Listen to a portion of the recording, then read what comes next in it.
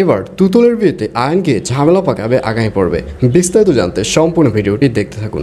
আসসালামু আলাইকুম প্রিয় দর্শক, সবার কি অবস্থা? হাজির হয়ে গেলাম দীপ্ত টিভির নিবেদিত মাশরাফি জুনিয়র নাটকের 1027তম পর্বে কী সব ঘটতে চলছে তার অগ্রিম খবর নিয়ে।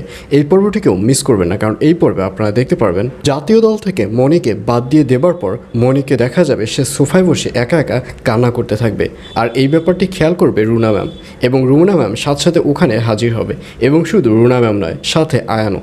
তখন রুনা ম্যাম বলবে, কী ব্যাপার মনি, তুই এখানে একা একা বসে কেন কান্না করছিস? আর এইসব কথা শুনে মনি বলবে, আমাকে খেলা থেকে নিষিদ্ধ করেছে, আমি আর কখনোই জাতীয় দলে খেলতে পারবো না। আর এইসব কথা শুনে আয়ন পুরো অবাক হয়ে যাবে। আয়ন বলবে, এগুলো তুমি কোন ধরনের কথা বলছো? তখন মনি বলবে, হ্যাঁ এটাই সত্যি। আসলে খালাম্মা যেটা চেয়েছিল সেটাই এবার সত্য হতে চলছে। খালাম্মা চেয়েছিল যে আমাকে দিয়ে যাতে কোনো বড় ধরনের কোনো কিছু না হয়, আর এর জন্যই খালাম্মার অভিশাপটা এবার সত্য হতে চলছে।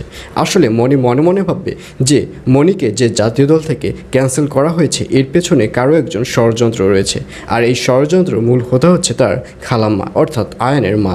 কারণ প্রথম থেকেই অর্থাৎ মনির সাথে আয়নের বিয়ের শুরু থেকেই মনিকে দু চোখে দেখতে পারতো না আয়ানের মা, আর এর জন্যই মনি ভাববে যে এইসব চক্রান্তের মূলে রয়েছে আয়নের মা। আর এইসব ভেবে আয়নের মায়ের সাথে অনেক বাজে ব্যবহার শুরু করে দিবে মনি। আর অন্যদিকে তুতুলের মাকে দেখা যাবে সে অনেক ভয়ের মধ্যে থাকবে, কারণ তুতুলের মা খুব ভালো করেই জানে যে তুতুলের মা মনির সাথে যে কাজটি করেছে সেটি পুরোপুরি অন্যায় কাজ করেছে। কারণ মনির মতো একজন ভালো খেলোয়াড়কে সে মিথ্যা একটা অপবাদ দিয়ে জাতীয় দল থেকে ক্যান্সেল করে দিয়েছে। আর মনি তো বসে থাকার মেয়ে নয়, এর প্রতিশোধ মনি নিয়েই ছাড়বে।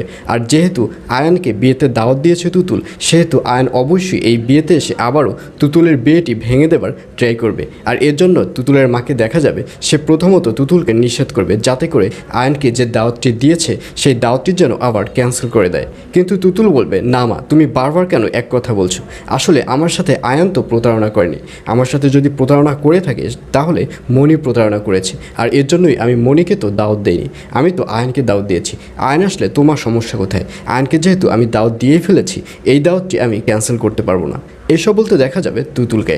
আর এছাড়াও থাকবে আরও আশ্চর্য সকল ঘটনা। সুতরাং সবাইকে মাশরাফি জুনিয়র নাটকের আগামী পর্ব দেখার আমন্ত্রণ রইল।